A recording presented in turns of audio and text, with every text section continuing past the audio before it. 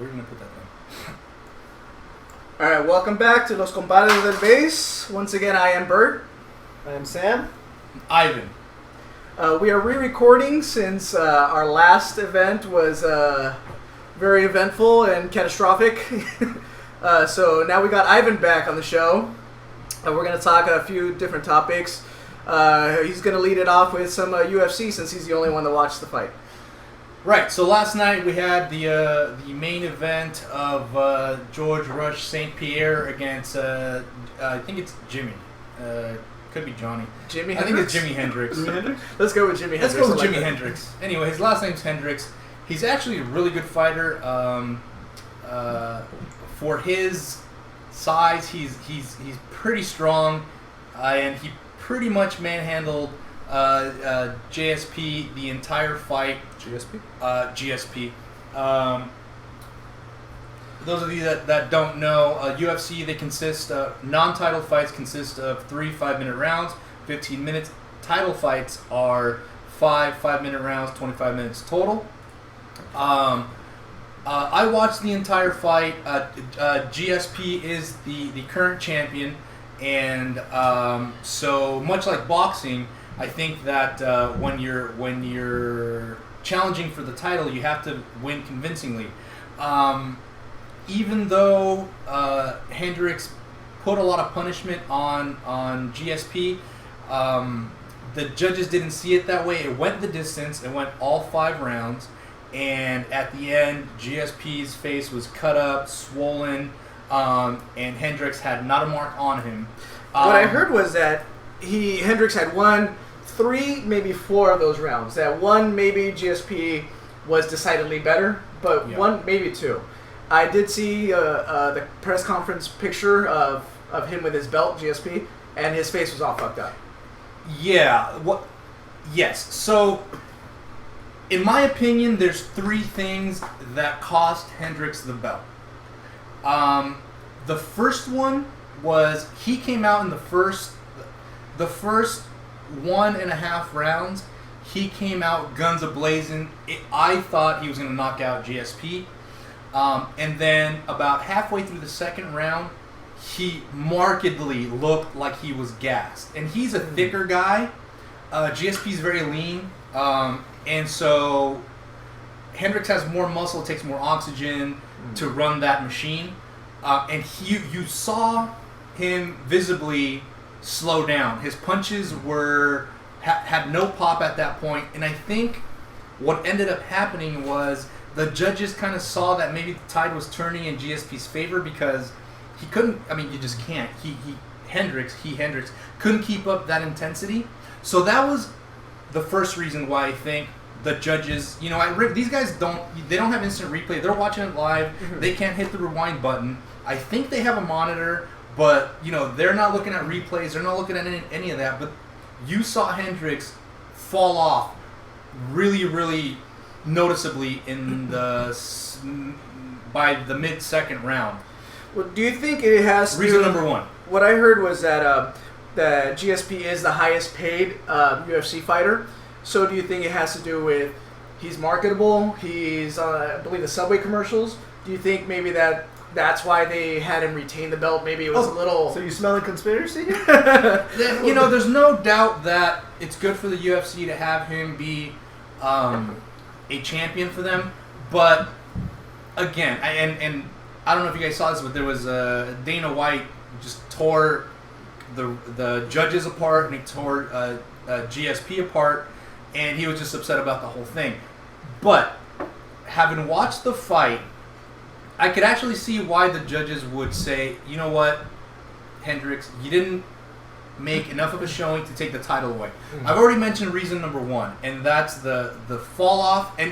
But by the way, Hendricks got a second win, and he did keep that intensity for the most part the second part of the fight, but it was marked. So that's reason number 1. Reason number 2, Hendricks was a bit of his own enemy that night, and it was his body language. And at that stage in your career, at those heights of that profession, you need to understand what you're doing in there. So check this out. This is what happened. GSP starts kicking Hendricks in the head, just like karate kicks. GSP's got a karate background. And they weren't hard, but they were kind of annoying. It's just kind of like people just kind of like slap, slap, slap, but it's like constant. And so what Hendricks would do, he would roll his eyes every time he'd get kicked in the head. He'd kind of get kicked in the head. He'd kind of go like, all right. Like annoyed, but off as maybe he's getting hurt, or what do you mean? Yeah, and you know what? I was watching it with a bunch of friends, and I couldn't tell. I don't know if he's hurt.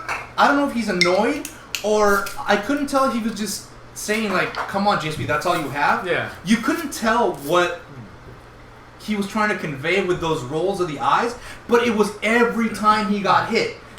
And then GSP started landing these his Superman jabs. Yeah. And same thing. He'd do that, and then he'd be like, damn, not again. And it was hard to tell what he was conveying with that. And it's hard to tell the effect that had on the judges. It could have been like, the judges might have thought, whoa, that must have hurt him because he rolled his eyes, and he keeps rolling his eyes. Because they're seeing it in real time. They ain't seeing replays. They're not seeing replays. They're seeing real time, and I think they have like a little black and white monitor or something like that. It's like, maybe they took it as like frustration, maybe. Yeah, he was clearly frustrated, and it was hard to tell whether it was frustrating because it was like. Was this coming into like the later rounds or? No, the whole fight he's doing this. The whole fight he's doing. So that's reason number 2. Reason number 3 that I think, and this is the major one, which I obviously left with last. The main reason I think Hendricks lost the fight last night was because he noticeably took the foot off the pedal, so to speak, in the last 2 rounds. The last 2 rounds in UFC are called the championship rounds for a reason. Yeah. And I think it's partially his fault for letting the foot off the gas, and I think a lot of it is his corner, because I was listening to what his trainers were telling him, and they were telling him, "You got this. You've got this one. Just you just won that round. You just won that round. You just won that round." For like 3 rounds, they're like, "That's the worst thing you can ever tell a challenger." You can never tell that to it. You got to tell him, dude. I don't know. This is tough. I think you might be down around. You need to do something. Yeah, keep attacking. His corner, exactly. You got to keep attacking. You're the challenger. You got to make knock an him out. impression. And so he took the foot off the pedal, and he started doing it in the 4th round. And in the 5th round, he sent the message to the judges and everyone else that he was just trying to get through the round. GSP took him down 3 times. Wrestling takedowns. I think they were all double legs. And I think that was the nail in the coffin for Hendricks. And that's why he lost the fight. I think if he cured those 3 things, so that is the body language, the letting the foot off the gas pedal, and what was the other one? Anyway, it doesn't matter. It doesn't matter. Letting the foot off the gas. The jabs to the face? The body language and... The foot off the gas was the last one, I believe. Yes, that was the last one. It doesn't matter. Look, there was 3 things, and those 3 things really, really messed him up. And I think if he cures that, he wins the belt. And Dana White came on this morning or last night after in the post-fight press conference and lit up the refs. He's like, "Oh, the Nevada State Commission needs to investigate these guys, the judges, and etc." You know what? Honestly, nothing's gonna come about it because it wasn't that offensive that Hendricks lost. It really wasn't. I could see an objective judge going, "You know what? You didn't do enough. You didn't do enough. You thought you had it won. You laid off. It's your fault. It's your fault." You know what? What do they always say about fights? Don't leave it up to the referees. Don't leave it up to the referees. So was there any mention of a rematch or? Oh, so that's a whole other story. So this is another reason why Dana White was pissed off at the end of the fight. So at the end of the fight, GSP gets interviewed by Rogan, and he says that he's going to take some time off because he's got some personal stuff going on in his life that he wants to handle. Like a porn star? It seems like that's what's going on. Yeah, I mean that seems to be what's in the water these days. But so GSP actually, GSP actually said when Rogan was interviewing him inside the ring, he said that he actually lost consciousness in the fight, and he actually said, I don't remember a good portion of this fight. So he might have been a little dazed and a little confused, but he kind of hinted at retirement, but it wasn't really retirement. I think he's going to take an extended leave of absence. And how old is he? He is 32. He's 32 years old. That makes sense. But check this out. I mean, 32 is not that old. But mind you, he's been the reigning champion or I mean, a top contender for the last 5 years. And in that kind of sport, yeah, you're just continuously training for 5 years. You just get kind of exhausted. He's also the most well-known UFC fighter, highest paid. So like how Mayweather is considered old. A lot of things went on last night. And but I have to differ with Dana White in that there was some kind of conspiracy and that Hendricks got robbed. You know what? If Hendricks hadn't taken a cautionary approach in the last 2 rounds, I think he takes the title decisively. But he just I think he got beat in the last 2 rounds, which are the championship rounds. So we'll see what happens. GSP is probably going to make an announcement in the next 15, 20 days about when he thinks he's going to be back, if at all. If he does retire, he'll retire a champion. Last night was significant because it was the 20th year anniversary for the UFC. GSP is actually he holds the record for the most minutes in the octagon. So he at that point it's like you evaluate yourself and it's like, what else do I have to prove? I'm a champion time and time over. I've got all the records for, I think he's the winningest fighter. I might be making that one up, but I think he's the winningest fighter. But I know he has the most minutes in the octagon. I think he's got over 5 hours of fighting in the octagon. So there it is. That was last night. It was a great fight. Personally, I do think Hendricks won, but like I said, my stance here is that I do see how a judge ringside could reasonably believe that Hendricks didn't do enough and St-Pierre retained the title. So, there's your UFC recap for last night. Well, moving on to baseball. Sorry about that. The MLB awards were just recently given out. Some I don't agree with. We can recap a couple of them. Excuse me. Yeah, it's been quiet now in baseball. Now that baseball's over, we're heading into the winter. Baseball's never over. So right now it's hot stove. Hot stove talk and MLB awards have all been given out. So right now, I guess the first one we can get to is the managerial awards. In the National League, it was Clint Hurdle from the Pirates that took it. Second place, the guy who was actually getting pretty much there's been a lot of controversy whether he's going to keep his job or not, and that's Don Mattingly for the Dodgers. He still came in second place, so he obviously did a pretty decent job with the Dodgers, but the Dodgers still not. The thing I is, don't think he did. Did he? I don't think he did. He has the team that really doesn't need anyone. Yeah. It's almost like a babysitter, basically, at that point. Just keep everyone on check because they got the talent to take them to the top already. True. So it was almost like Joe Torre back in the day with the Yankees.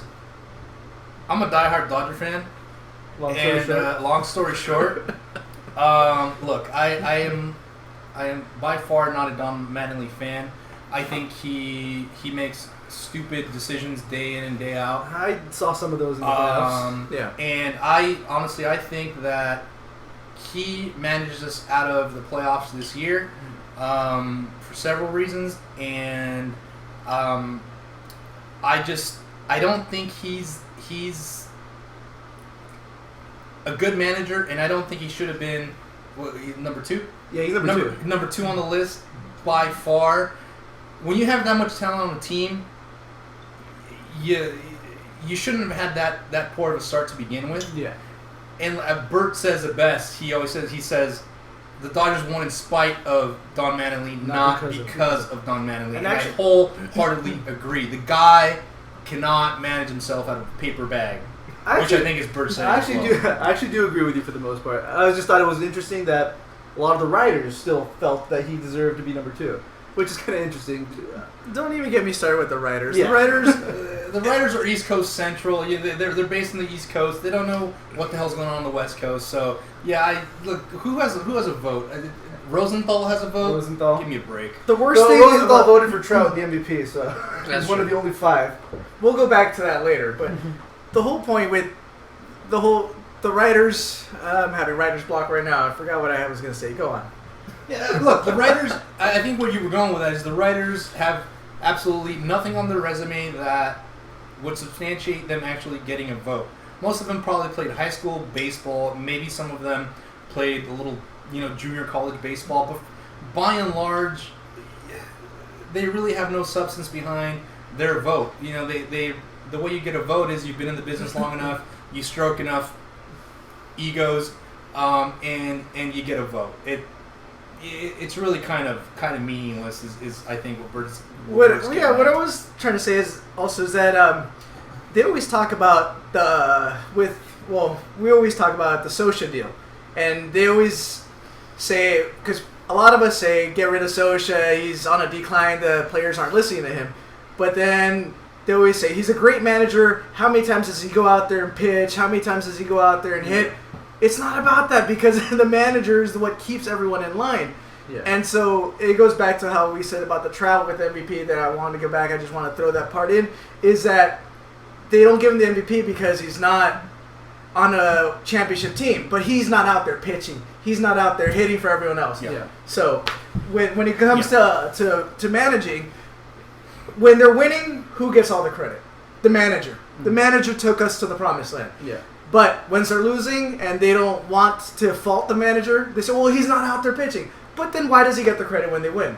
I don't understand. Because Mattingly, when they were losing, all you Dodger fans were out there saying, get rid of him, fire him. But they're winning, you're still saying, fire him, I don't like him. But it's not because he was a better manager. He's still the same manager. It's just the team clicked. When they went on their heated run, I was still saying, this isn't because of Mattingly. Yeah, you don't give him the credit. Fire him anyway. I hate the guy. I really do. I'm sure he's a fine person, and I'm sure I would probably want to have a beer with him or something, but the guy is a terrible manager. Yeah, it's funny that it coincided with Hanley Ramirez coming in the lineup, Puig getting called up. So all the winning actually coincided with that. That sparked them. It had nothing to do with Mattingly. It's just they went on what was it, 40-8 run, or how many wins? 42, I think 42 or something like. Yeah, just ridiculous. And I think the Dodgers upper management and the Dodgers ownership. I mean, they're not stupid people, right? They are what they are for a reason. So I think that they see his flaws, they see his weaknesses, and there's a reason why they haven't given him a big fat extension, because they're looking at his mistakes, and they're going, why would I give this guy a 3-year deal? This guy is making mistakes, and mind you, imagine this: you buy a team. You buy anything. You buy a freaking Subway sandwich store, and you've got a manager in there that you inherited, and that's not your guy. Now, Subway's are franchises, so this is your store. Okay, so you own the Subway, and there's freaking Jose in there running the store, and you don't know him. That's not your guy, but the previous owner gave him a contract, so you can't really fire the guy. So you're gonna ride this out. And to a certain extent, you're not comfortable with him because he's not your guy. You didn't put him in there. And you're going to give him a little bit of a test run and be like, hey, maybe this guy's an awesome manager. I'm going to give him a shot. But you're not going to give him 3 years to figure it out or to show you that he's good. Yeah. You're going to give him a few months, maybe a year, to prove that he's worthy. And then, you know what? If he hiccups, what are you going to do? Hey, dude, you know what? You're out of here. I'm going to put in my guy. I'm putting in Bert. He's my guy. I know the guy. He's going to do a good job. You're out. You're in. And so I think that's what's happening here. I mean, it's logical. Kasten and his group, Guggenheim and Magic, they inherited this guy. He's inexperienced. The only reason that Mattingly even has a managerial job is because Joe Torre freaking insisted on it. And don't get me started on Joe Torre, which I believe is the most overrated manager of all time. So don't get me started on that. That's a different topic for a different day. Do you know who else Don Mattingly deserves his job to right now for his contract that he currently has? Juan Uribe. You know why? Okay, in that game, Game 4 of the first round. Oh, he yeah. decides to go with Clayton Kershaw. Yeah. I'd say dumb move. Dumb move to go for Clayton Kershaw right there. After Kershaw's out of the game, Dodgers were actually down by 1 run. Was it 7th inning, 8th inning? I believe it was bottom of the 8th. 7. Was it 7th? I believe. Juan Uribe hits a 2-run home run off Carpenter for the Braves. Was it when he was trying to bunt though? Was that when He was first trying to bunt. He was, which was probably a managerial decision. Yes. Okay. So yeah, go ahead. There you go. Good point. And then Juan Uribe hits a 2-run home run, ties the game, and takes the lead. So I believe it was 3-2 now. Dodgers go on to win that game. So that has nothing to do with Kershaw. Kershaw's start pretty much already wasted at that point because they took him out. He was already out of the game. The Dodgers were losing. Dodgers go on to lose that game. Kershaw's out now. They have to rely on, I believe, Greinke was next for Game 5. Right. Which anything can go. The Braves are now back at home. There's a good chance, or decent chance, that the Braves come out winning that round. What happens to Mattingly after that? Do you think anyone would want to keep him after that? Especially because that's when his contract could have just saved his contract. Well, because the contract vested after that, right? After getting past the first round, that was what kicked the option in for his contract. Yes. So literally, Juan Uribe right there vested his option for That's the contract. That's a good point. So Juan Uribe, Yeah, I actually had not. For down I actually had not realized that, but that is actually an excellent point. And that's perfect because that actually goes to speak to the reason why the Dodgers they won in spite of him. Well, the reason why they're not offering a 3-year deal because they're probably going like, damn it, Juan Uribe,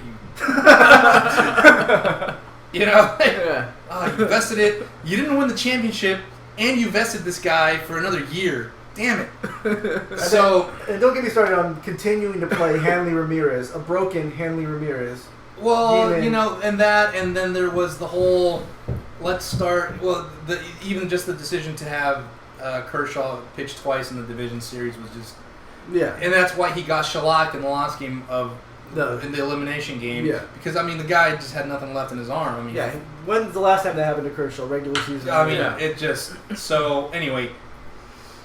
Enough about Don Mattingly. What other awards do we have? Actually, the American League managerial is kind of interesting too. The guy who won does deserve it, or did deserve it any other year. Terry Francona. Mm-hmm. He took the Indians, who were non-contenders pretty much the last couple of years. In his first year job, he took them to the wild card game, which is still technically the playoffs. Mm-hmm. So he took them into the playoffs. Second place, it was pretty close, is John Farrell, who took the worst record in the American League last year to the best record in the American League this year. We can't count technically the World Series because supposedly the votes. What team is that? The Red Sox. John Farrell, the manager of the Red Sox. Oh, I didn't even know what his name was.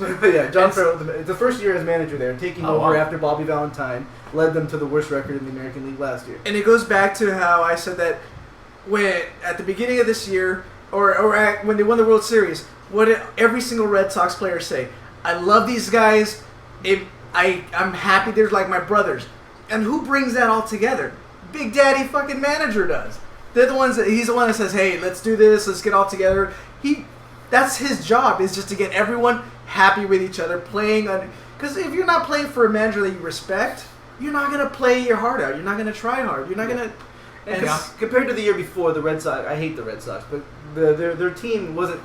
They didn't get any huge acquisitions. They got Shane Victorino, they got Mike Napoli, which are good players for the team, did well for them, but they're not normally on paper you wouldn't see them as a 30-40 game difference. Yeah. As winning. So true. It was close, obviously. It was 112 points, to 96 points for John Farrell and Terry Francona. I just what else did John Farrell have to do to win the American League Manager of the Year? That's true. Terry, I have nothing against Francona. He did a good job, and actually kind of angry that the Angels didn't try going after him and get rid of Socha. Well, I have to think that the winner of the World Series gets. No, but supposedly the votes come in prior to the World Series, unless that only goes for the MVP. But from what I understand, the votes supposedly they're taken in. Didn't they have the best record in the? They had the best record. There you go. So that gets a lot of weight, and but he didn't win it. No, but he didn't win it though. The Indians won it. Terry Francona. Terry Francona won. Yeah, Terry Francona won. Oh, that's the one I had the problem with, because John Farrell didn't win it. And Terry Francona He also did take him from worst record to best. Worst record in the. Look. like everything else in life, there's politics involved. And, you know, these writers know Terry Francona. They want to get on his good side. True. There's always BS behind everything. So that's one explanation. I mean, how good were the Indians this year? They actually, they would have to barely make the playoffs, and if you look at the record, it wasn't that interesting. I mean, that impressive. They that dominated bad teams for the most part. That's a tough one. Yeah. And look, the writers aren't by far perfect, and quite frankly, I honestly I don't know about you guys, but I think a lot of the baseball fans that I know don't put a lot of weight into Manager of the Year awards. I mean, to be quite honest with you, it's just like a political game. It's like homecoming court in high school. It's just a matter of looking at the best records. Popular, who does everyone like? Who's good looking? Give me a break. Yeah. Give me a break. With that, we can probably move quickly, go over the Rookie of the Year awards. Okay. For Rookie of the Year, neither surprises, I think, in either one. In the American League, Will Myers took it pretty decidedly over Jose Iglesias. Yeah. So, yeah, no argument there. Will Myers had a pretty good year for him. What does he do? He's, what is he, a third baseman, I believe? No, he's an outfielder for. Is he an outfielder? Oh, yeah, Evan Longoria. Is his twin swing. Yeah, it actually looks exactly like who does he play for? He for Tampa Bay Rays. Ah, okay. Tampa Bay Rookie, yeah, he played partial of the season. I guess the one that is it's a little closer would be the National League one. I guess the best guy did win it because the guy who deserved it. Fernandez got a sick curveball. Yeah, you can't touch that thing. That thing's a frisbee. That shit floats up there, and Puig, he wasn't one of those. He captured everybody pretty much with. Yeah, he turned it up. He made the Dodgers. He was like their spark plug, side with Hanley Ramirez, but Fernandez, he also that was another team that was last place, and what was it like 12-6 or what was his record? It was a pretty good record for a team that literally. Is he a starter? Yeah, he got what was it? The lowest ERA since. You can look that up, but. Yeah, he was actually one of the 3 finalists as well for Cy Young, so that's a pretty big feat for. He was, I think, second place too. He was second place for the Cy Young Award in the National League to Kershaw, and he had the lowest ERA. I haven't remembered who it was, but he had the lowest rookie ERA. He was 12-6 for the Marlins at 20 years old. He's only 20, and he's 2.19 ERA, which is ridiculous. How many strikeouts? He struck out 187 in 172 innings, so more than 1 strikeout per inning. Mm-hmm. So yeah, higher than 9K. And his WHIP is below 1. Below 1. So that's ridiculous numbers for a 20-year-old pitcher. So much deserved Rookie of the Year right there for Jose Fernandez. He actually received, out of 30 votes, he received 26 first-place votes. So that's pretty solid right there. So it wasn't as close as it could have with, he was third? Okay. Next to Wainwright and Kershaw.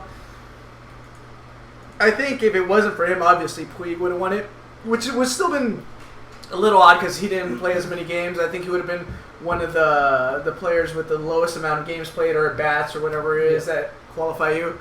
But he was up there. He has all 5 tools, but he's an ass bag. But he aside if it wasn't for Fernandez, I think he would have won it because for years to come he's gonna win some awards. Yeah, Puig is gonna have a solid career as long as I think he matures. Continue because I saw some like specials on Jose Fernandez. He seems like a pretty mature guy. Yeah, he's a Cuban. Yeah, he's also Cuban. Yeah, and he said hats off to Puig too. He said he knows Puig, and which is kind of odd because Puig is 22.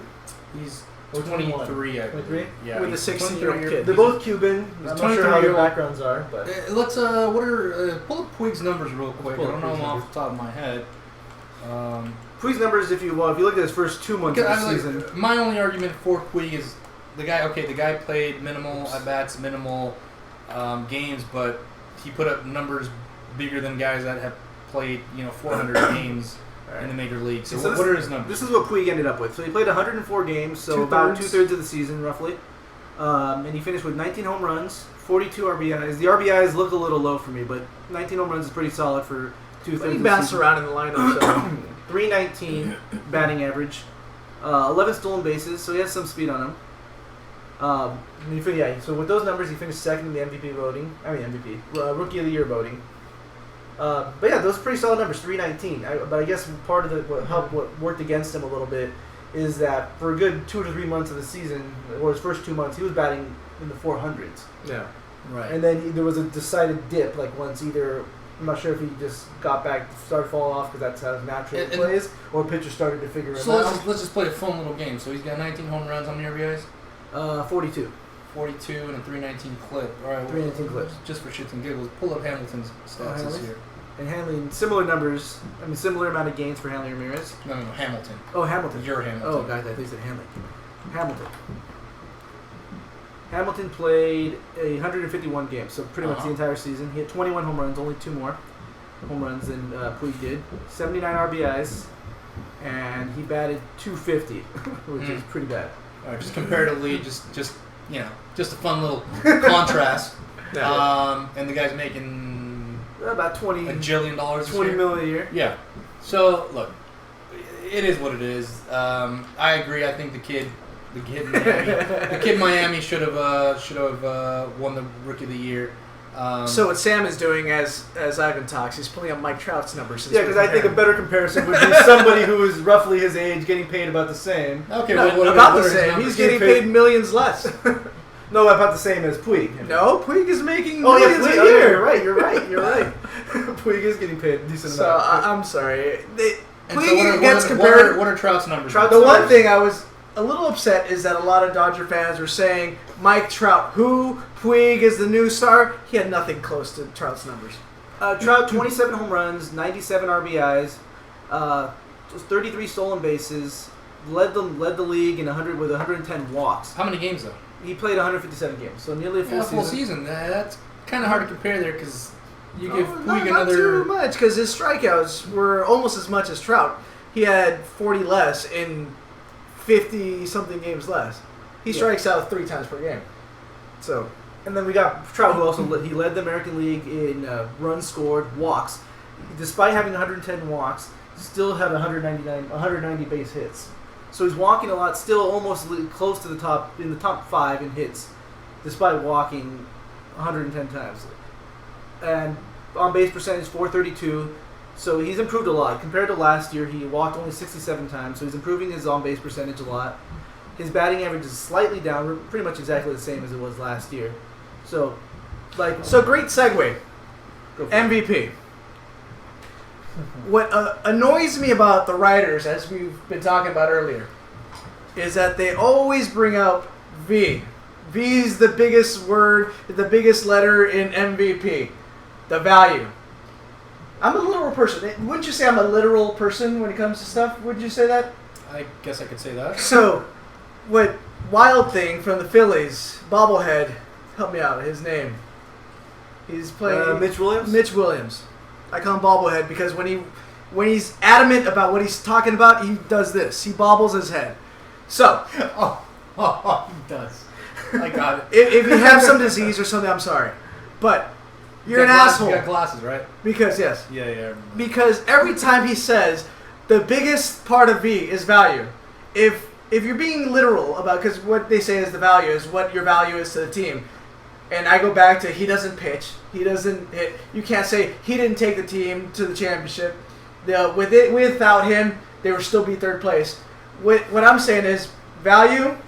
Okay, well, first of all, it's the AL MVP and the NL MVP. So everyone says, without denying the fact, Mike Trout's the best player in baseball. But this isn't the award for the best player in baseball. But it is the AL MVP. It's not the MVP of the best team that makes it to the playoffs. So, right. So if we're arguing the fact of that, we can say AL MVP is the representative from the AL. Right? If the AL was a team consisting of all the players in the AL, who is your most valuable asset? And if you want to argue the literal word value, how much does Miguel Cabrera get paid?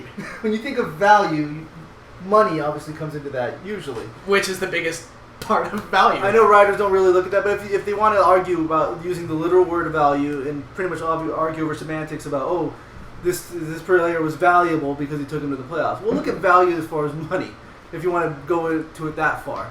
But even just looking at a basic level, there's some writers that I was telling my brother earlier that one writer voted Mike Trout 7th on the MVP ballot. Whoa. 7th. And his argument was... Let's name him. Let's name that His asshole. name was Bill Bayou. I'm not sure if it's... No, it's a double L. Yeah. So I'm not sure if it's Bayou or Baloo. But his argument was you have to be in a contender to be part of it. That's his line of thinking, which is a very archaic, old school line of thinking. But some of the players he put ahead of him. I believe he voted for Chris Davis number 1 over Miguel Cabrera, which is already a contradiction to his line of thinking, since Miguel Cabrera made the playoffs, Chris Davis did not. Josh Donaldson number 3, which he best player on the A's. And I forget the exact order, but I know Robinson Cano was in there somewhere. 12 games behind first place, so is that a contender? Yeah, that's tough. Adrian Beltre, arguably, admittedly he was there till the last couple games of the season, or the playoff game, I believe. Yeah. And then Dustin Pedroia, number 6. Mm-hmm. Okay, he was on the playoff. But none of those players, other than Miguel Cabrera and maybe Chris Davis, had numbers remotely close to what Mike Trout. So he's pretty much discarding Mike Trout just because his teammates sucked. And so, and my last point towards that was last year, Miguel Cabrera won the Triple Crown, and that, I believe, is the main reason. That is in the my only book, reason. Yeah, in my book, that would be the only reason that put him on top of Trout. But when it comes down to the fact that they had Prince Fielder and Verlander in the finals for MVP voting, why would you say he's the most valuable player, even in your team, if you have two other guys that are also in the contention? Does that should diminish Miggy's value? Admittedly, I'm way more angry about last year, Mike Trout not winning, for lots of reasons. Miguel Cabrera's numbers weren't as good as they are this year. Slightly, but... Yeah, for last year. The Angels actually had a better record than the Tigers last year, which should be noted. The Angels had a better record than the Tigers last year, and the Tigers. But the difference is, the Tigers made the playoffs, the Angels didn't. Which the Angels just shows that they were in a tougher division, which should also be noted for that, an argument of Mike Trout. And so this year, the difference is, Miguel Cabrera had better numbers than he did last year prior. Let me just. I don't like the American League. I think it's a fake league. But let me ask you this. So, what is Miguel? You're thinking like a writer. What does Miguel Cabrera play now? First base? He plays third base. And that's another thing that upsets him. You brought up a good point. Or you were heading towards it. That last year they factored in the fact that Cabrera, even though Mike Trout played the hardest position. Exactly. Defensively, we're talking. Right. Cabrera, they factored in defensively that he moved from first to third, which is a big deal. This year they argued it again. How do you argue the same argument when he's no longer... And he started his career there. Right, exactly. He just got fat and became a first baseman. And that's where I was going with that, because you have to obviously consider both sides of the ball. Yeah. You know, in baseball you play both sides of the ball. Well, except for the DH. Unless you're going for Silver Slugger Award, which... Yeah, so... and I've always had this bias against players who have a certain talent. Let's just say they're prolific hitters, and they can't feel their position. Manny Ramirez. I mean, I'm a Dodger fan, but Manny Ramirez, I never liked the guy. The guy couldn't catch a fly ball. And I feel the same way with Miguel Cabrera, and I have a huge bias against Miguel Cabrera in particular, where he would never be anywhere near. If I had a vote, he would never be even on my list of MVP. Because you know what? I find it highly offensive that you're making that much money and you look like you eat 5 hot dogs and 5 hamburgers and a pound of fries every day for dinner. But see, now you're talking about like Babe Ruth type shit. True. Yeah, Babe Ruth was a good pitcher and a good fielder. And look, Cabrera is nowhere near a good defensive player. The guy is a liability he is the best on hitter the in the field. game. He is the best hitter. And Right, so he's gonna get you a bunch of runs. He's also gonna cost you a bunch of runs through the course of the season. Yeah, because the guy just can't move. He was, I think, The he was guy in cannot second move. place. He was second place in the most given up or runs, whatever. Allowed, or whatever. Look, for argument purposes, for stat geeks out there, there's the WAR, since it's worth above replacement. And if you're just looking at the top 8 or so in there, pretty much number 8, Chris Davis. This is entire baseball, so not just the American League or anything. Number 7, Evan Longoria. Number 6, Matt Carpenter. Longoria's sick. Number 5, Miguel Cabrera. So 5th best player in baseball based on taking everything into account, not just hitting, which is what seems what the MVP, what they're going towards. Number 4, Carlos Gomez. Number 3, Josh Donaldson. Number 2, Andrew McCutchen, who won the MVP for the National League. And number 1, by a significant amount, 10.4 WAR for Mike Trout, number 1. Behind him, Andrew McCutchen, 8.2. More than 2 full points of WAR. Mike Trout. This takes everything into account. Hitting, fielding, base running, which Miguel Cabrera does one of those well. Well, and see, he's a great runner. You're talking Guy's WAR. Lightning fast. You're talking WAR, which is new school baseball thinking, which brings us up to the next segue. Instant replay. True.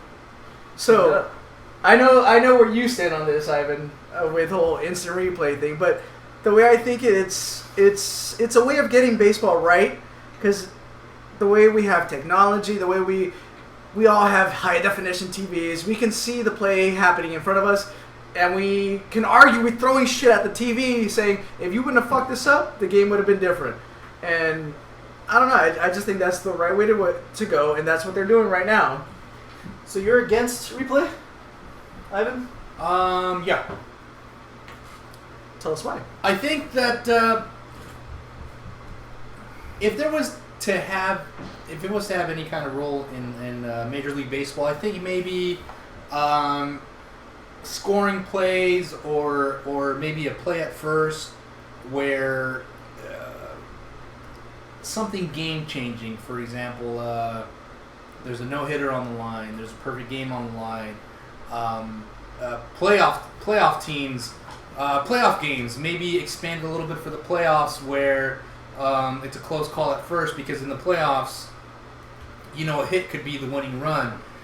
But any significant replay in baseball, it's just look. It's already a challenge sport as far as fans are concerned. Look, we're used to watching the NBA. It happens in a split second. You got the NFL. These guys are crushing each other, and then you got baseball. You got a 3.5-hour game, sometimes 4. And you're going to interject instant replay. Look, I'm all for getting it right, but I just don't believe that you need to get it right every time. I think maybe you need to get it right in the playoffs. And that's where it comes in. Where it's a 3.5-hour game with the coaches coming out and arguing for 5-10 minutes at a time, 5 or 6 times a day. But if you do a one argument or one challenge per game. That eliminates them coming out so much. And before we get into the actual how we're going to use it or anything, I do have a point for you argue about using replay in the playoffs. A couple bad calls here and there can keep a team out of the playoffs. Yeah. Before they even get there. How many times is there a team that is a game or 2 games out of first place? Look at that game. Was it the A's versus the Indians? Both ended up making the playoffs. But it would have made a difference between the Indians making the playoffs outright or making that playoff game. Okay, I get that argument, but I'm going to use that fight analogy we used about an hour ago. You know what? Don't leave it up. Don't make it a 1-game lead that you have, or don't try to get a playoff spot in the last week. You know what? If you're a playoff team, you need to make sure your squad is 4, 5, 6 games ahead in the last. But no matter what, there's still going to be teams that, regardless of it, there's still going to be teams there that are going to be 1 game. Yeah, sometimes you can't control that. Say you're 3rd place and you hit your hot stride and you're going for it, and then you're about to win, and then you're a game behind, and say that game somebody makes a bad call, and fuck, your season's over. But you're on a hot streak because in the playoffs that's what it consists of. You can be the best team in baseball throughout the regular season. Hit your hot streak earlier. But it doesn't even. What do you? Doesn't even. That's not a problem. It's not a problem when you're hot. No, but see, that's not my problem. Look, but you're not playing. Your game plan in freaking April should be by September. I'm gonna be 6 games ahead. It shouldn't be. Oh man, I'm sure that's what everyone's game plan is, but it doesn't always pan out. I would argue that's not the not Angels' my game fault. plan. They always have a horrible April. Yeah, that's true. That's not my fault. I don't. You know, No, no one gives a shit. arguing. No one gives a shit when your hot streak is, okay? No one gives a crap. Except for bookies and So people trying to make some money. don't leave it up. Don't leave it up to chance. But yeah, win. Win decisively. Win often. Win decisively. Win early. Be 162-0 is what you're saying. Yes. Yeah. Give me some of that. You expect me to be sympathetic because, oh man, you know, I had all this stuff going on with my team, and we're really hitting our hot streak right now at game 140. Well, you know what? Sucks for you. You should have hit your hot streak a long time ago. Okay, now the A's are in first place by 7 games. Angels and Rangers. And see, that's what happened with A's last year in 2012. Is that the Rangers were in first place the whole time. They were sitting back, pretty, just relaxing, and then the A's came out and put it up there, on them and took first place. So then the Rangers had to be the wild card. And actually, this wouldn't affect this has year. nothing to do with instant replay. But no, but this play that wouldn't affect this year unless we're going to end up going to balls and strikes, which that might be a little too much. Yeah, that's stupid. balls strike. No, yeah, I think they said that's not. It wouldn't happen. But for example, like the game with the Rays and the Rangers, which who ended up playing in the playoffs, or was it the Rays? The Rays and the Rangers ended up having that one game match, right? Yeah. Remember that game early in the year? Joe Nathan throws a ball about 10 feet off the plate, calls a strike, game over.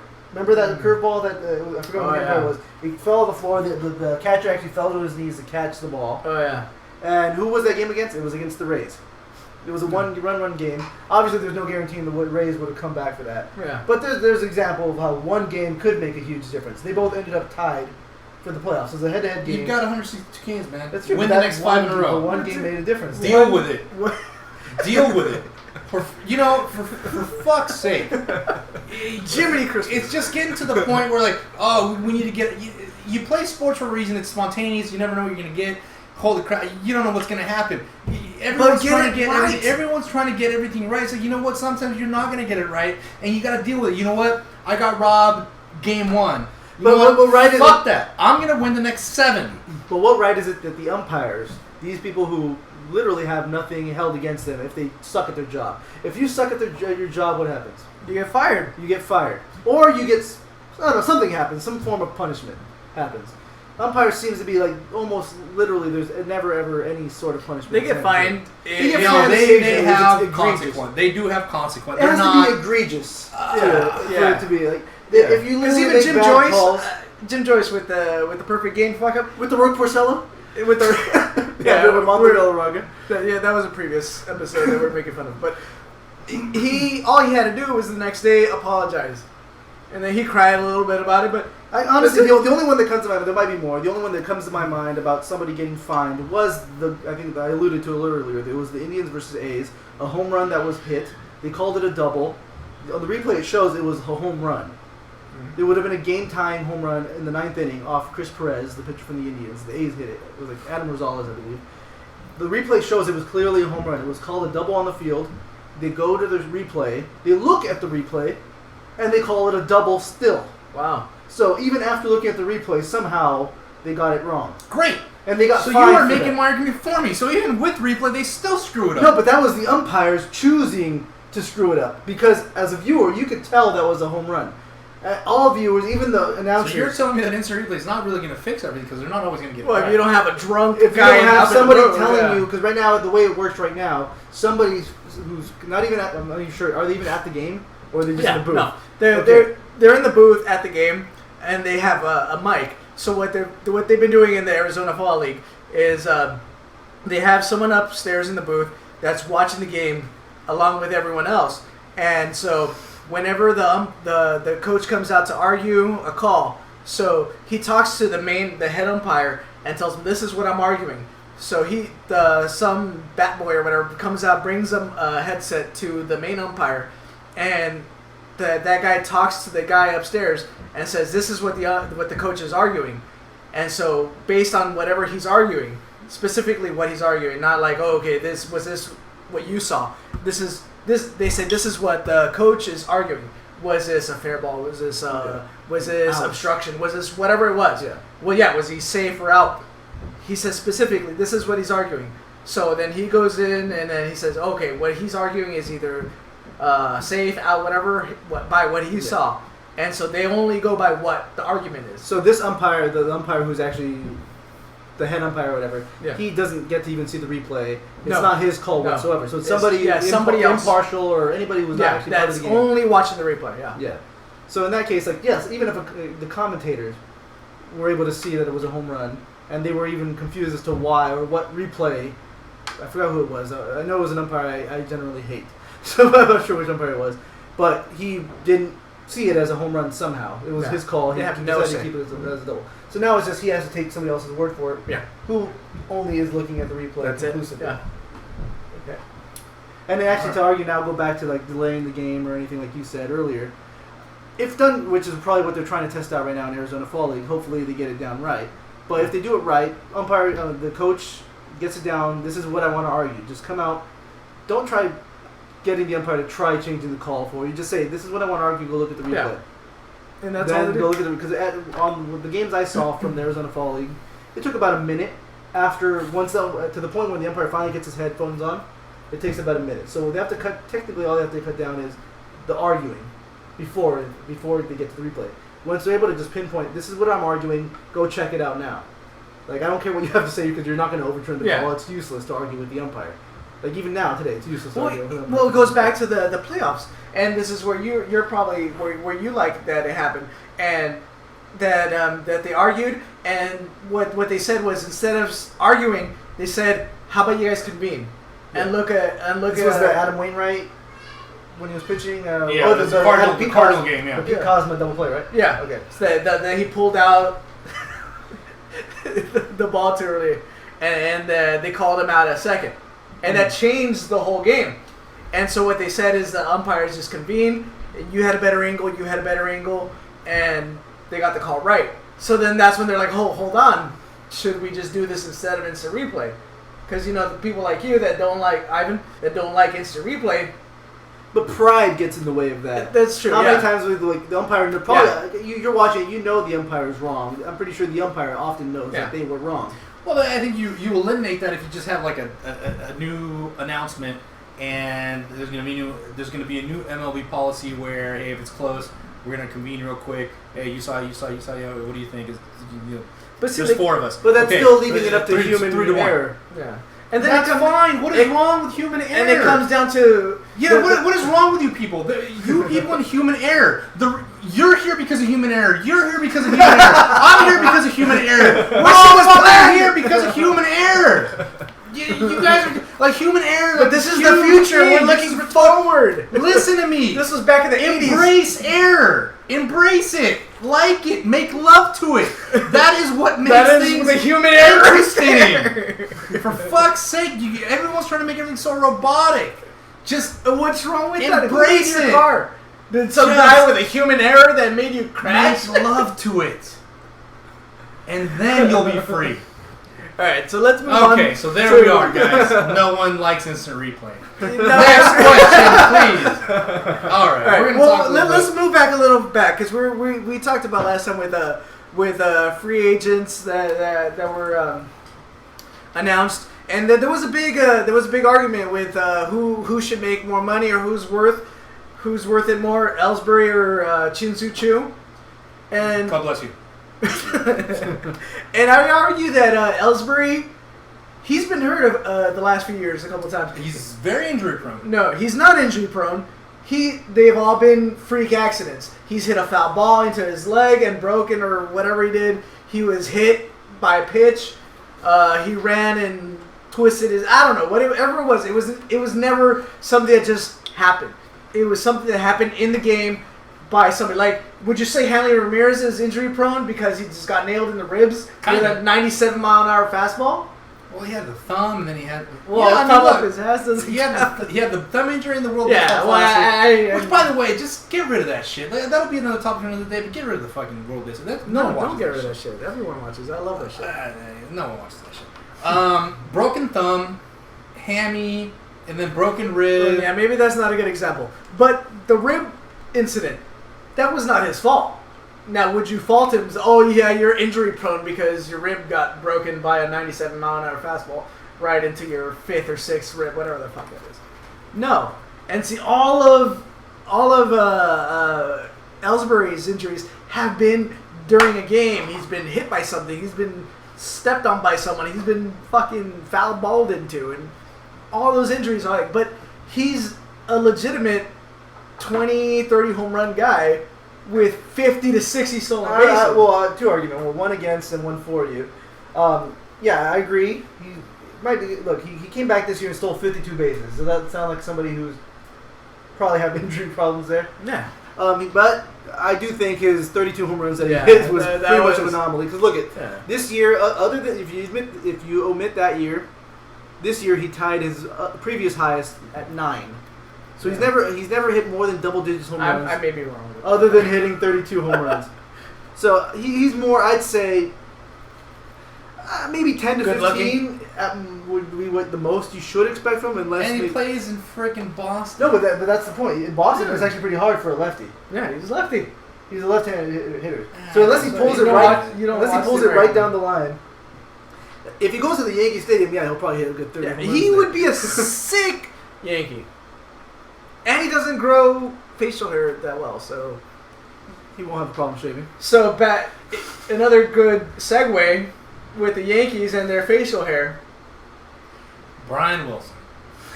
King ass bag. Let's talk about it. King ass bag. So yeah, Never recently... liked that guy. Well, he was a giant, right? Well, a former giant. You know what? Look, I don't care if he's a giant. He's just an ass bag. A giant ass bag? He's a giant. Hey-o. Look. All right, let's not get too Go ahead. too CM-ish here. Look, You're not I would drinking never bring a guy onto my squad that had that much importance on his facial hair.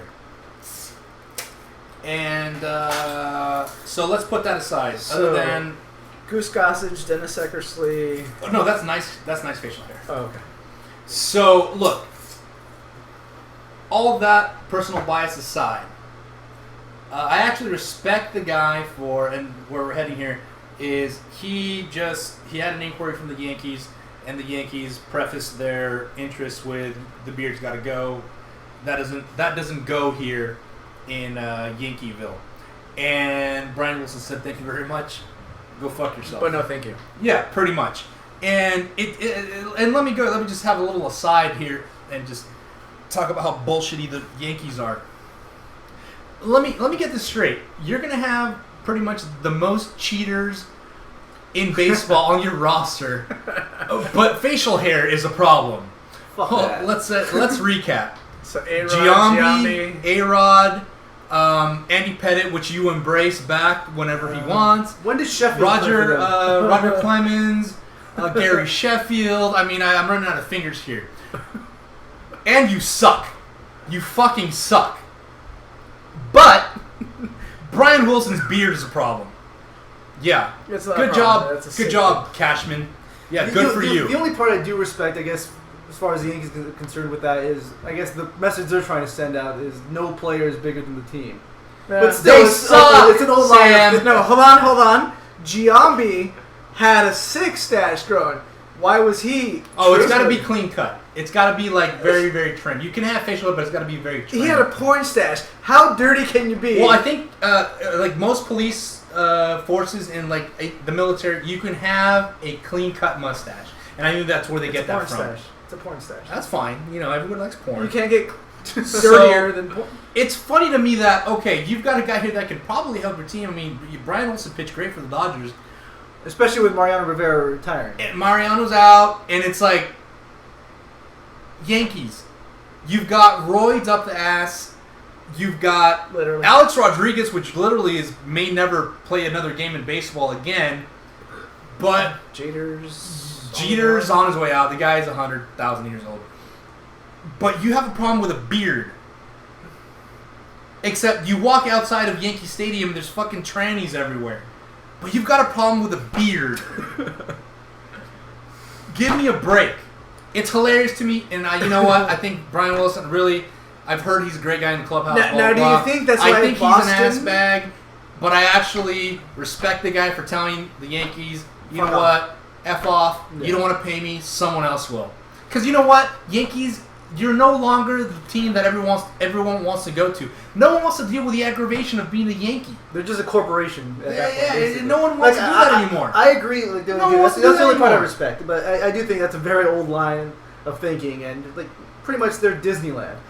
That's how Disney. Yeah, absolutely. And you know where people are going? Magic Mountain. They got better rides. Anyway, all right. So let's talk about bullying in sports. With the whole incognito thing, and then recently, Puig. Alright, so where do we start? JP Howell. Okay, let me start with the incognito thing, because I wasn't here for the last yeah. Well, alright, so here's the thing. So I got a couple things to say. When you're in sports, you're considered a family, you're considered close, tightly knit.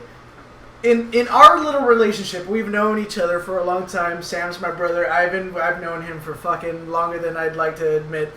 And all true. We talk shit all the time. We text every morning. I even left a message once. Yeah, we left this message. I hope you're fucking dead. And guess what? He's right here. Is he... He's a lawyer. Has he sued me? Has he talked shit? No. He says the same shit. Oh, he's biding his time, though. So he did save it for future. Here's the deal. Look, and let's make this brief. This horse has been kicked for Jesus. This horse is stinking. So let's just make it real quick. Look, there's a reason why everyone's coming out and pretty much is being on incognito side. Yeah. And really, I haven't heard very many guys on the Dolphins being on Martin's side. Jonathan Martin. So look, there's got to be something there. There's a disconnect, and I'll make this real quick. Look, in life, there's sharks and there's dolphins, and I remember this from being on the wrestling team. And what you do is you try and toughen up some guys, and how you toughen them up? You beat the crap out of them, you humiliate them, and so what you hope is that you ignite that inner rage.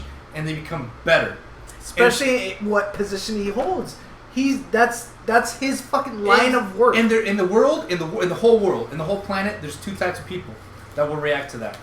One will fold and quit and cry, and the other one will rise to the occasion. I'll give you one brief example. I was co-captain of the wrestling team in Orange, and there was this big tooting his own horn. No, we weren't that good, really. So anyone could have been captain. This big black guy, just big, just at least 3 inches taller than me, at least 15 pounds lighter than me, but he was all muscle and black. So he's clearly gifted. So anyway, so what happened was he was soft, and so the captains were like, "We're gonna kick his ass," and so we just kicked his ass. And then one time you pay the piper. You pay the piper. You bully him. You pay the piper, and he wrestles everyone. And then we were just talking crap. Nothing racial though, because he'd probably just pull out a knife. But because he's black. No, not because he's black. Just because that was very mean.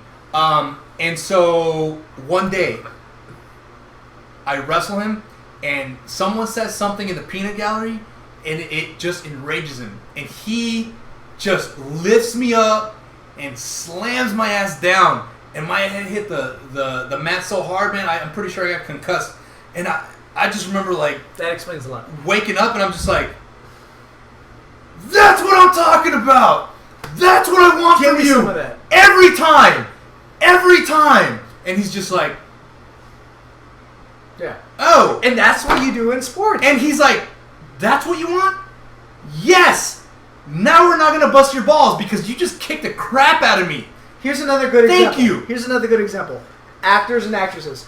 In order to cry on screen, what do? They got to think of the saddest thing in the world. Oh, yeah, like my dad molested me, some crazy whatever shit. It is. Yeah. So you make them cry. Or right? even like, well, is my movie nerdiness. But there's director Sidney Lumet who he actually in one scene he actually slapped his actress to get her to cry. And he even said that he admitted he probably shouldn't have done that, but that's the point. But that worked. He physically slapped her. And guess what? That's in that line of work. You play football. They're gonna talk shit to fucking anger you, to make you, to get that beast within out and. Yeah, there's two types of people.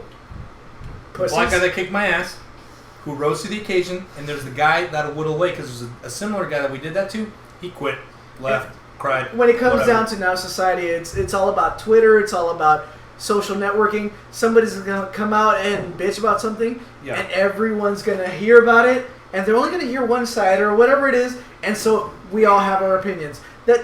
Granted, we're giving our opinion about it, but we see it. This is why you tune in, is to hear our opinion, and what we think is that you're a bitch, because I talk shit about you, Ivan, all the time. I text in the morning. Hey, are you dead yet? I hope you're dead. What? I don't mean it, but to play devil's advocate a little bit, just to play devil's advocate a little bit. You're not gonna get gay on this. He obviously had a problem with it. No. He wasn't welcome with it. And what did he say? He wanted to murder his family? That might seem a little excessive. Well, here's the thing. I don't think he had a problem with it. I think his heart wasn't in the football, and he found a scapegoat. Yeah, that could be it. But this is us assuming too. But I had that recording that I played last week. But basically, what it said is that Incognito said that he had the same recordings or same text messages from Jonathan Martin saying, "I'm going to kill you and your family." And he said, "Did I think he was going to kill my family? No. This is my brother. This is my teammate. Said, who I rely on to save me, to help me." I don't know the whole story. Did he? What's his name?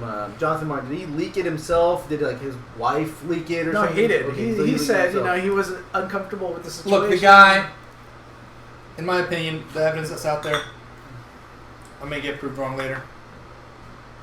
Martin didn't want to play anymore. His heart wasn't into it. He didn't have the balls to just say, "My heart's not into it." He had to make it.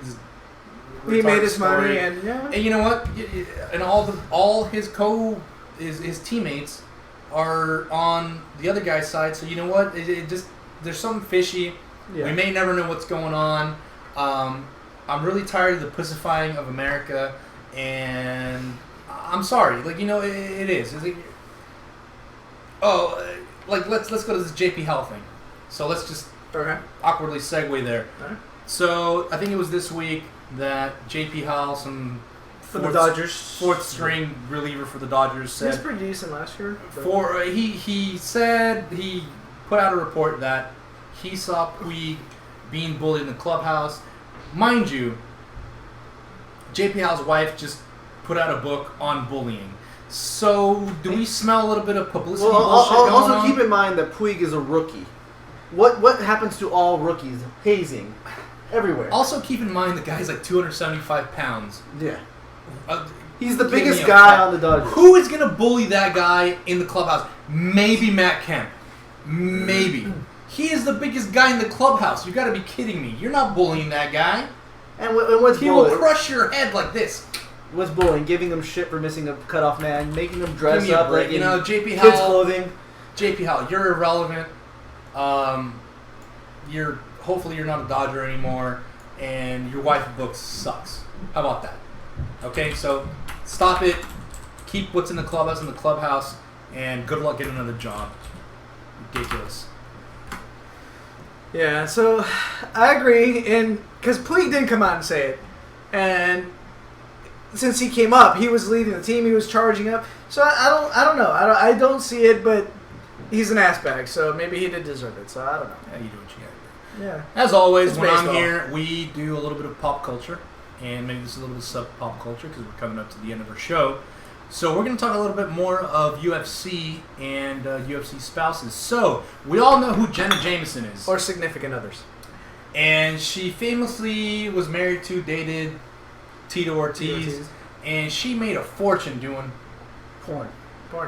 Adult films. Porn. And a couple years ago, she swore off porn and said, "I'm never going to do porn again for the goodness of my kids." Porn. And this week she said, what? Porn. She's returning to porn. She's returning to porn. Porn. So, Porn. what say you about that?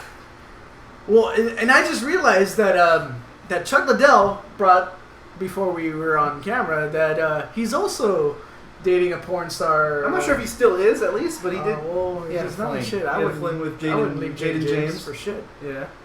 So it looks like it's a thing for UFC fighters. It's a thing for UFC. Well, we'll leave you with that. Ponder on that. Yeah. Ponder on the Jen Jameson thing. By the way, she looks like a fucking Joan clown. Rivers. She looks like Joan Rivers. Yeah. At this point, I'd probably rather Joan Rivers. But anyway, this is it for our third podcast. I don't know. Yeah, Somewhere between 1 and 4. or 5. There it is. We're going to give you a range. Thank Yeah. you for joining us. Thank you. Thank you for listening. We'll see you next time. Take care.